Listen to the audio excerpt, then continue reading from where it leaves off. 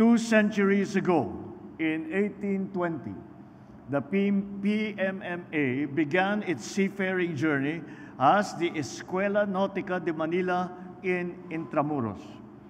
200 taon ng paghahanda at pagbibigay direksyon sa mga kabataang Pilipino na tatawid sa dagat upang maglingkod at magdala ng dangal sa ating bayan.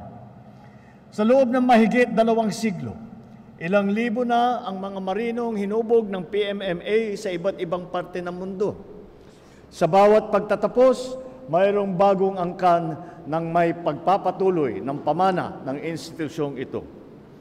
Ngayon, kayo ang bagong henerasyon.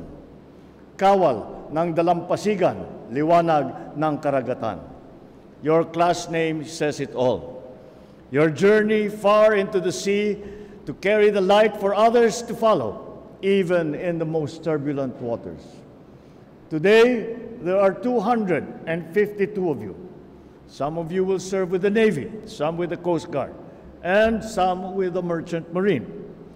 Each path is different, but you carry the same compass guiding you towards excellence and service. The seas are rife with danger. It will test you. It will push you to your limits.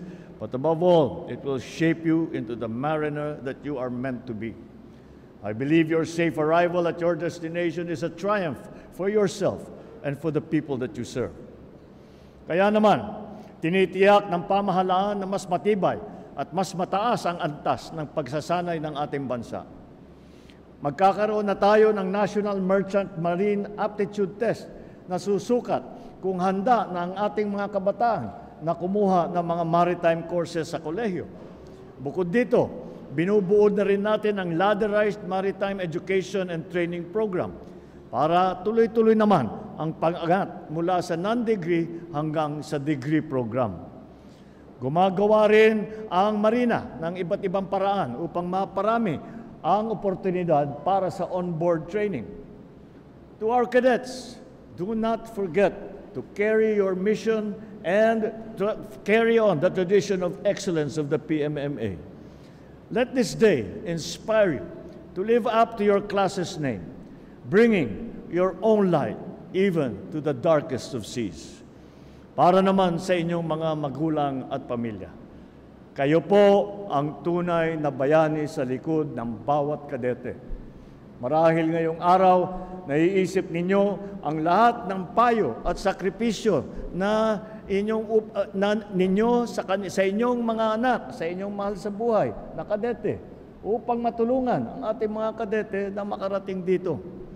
At sa pagkakataong ito, sila na ang hahawak sa manibela ng kanilang buhay.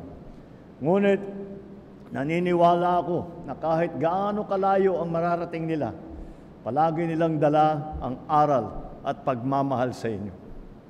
Mga kadete, malawak ang abot tanaw ninyo.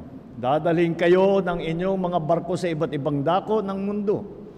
Tandaan ninyo na sa bawat paglalakbay, bit-bit ninyo ang dangal at pagmamahal sa bayan. Dalhin ninyo ang pangalan ng PMMA, ng kadaligtan at ng Pilipinas sa bawat pantalan at bawat karagatang inyong tatawirin. Maraming salamat, congratulations, at mabuhay ang Kadaligtan Class of 2025, mabuhay ang bagong Pilipinas.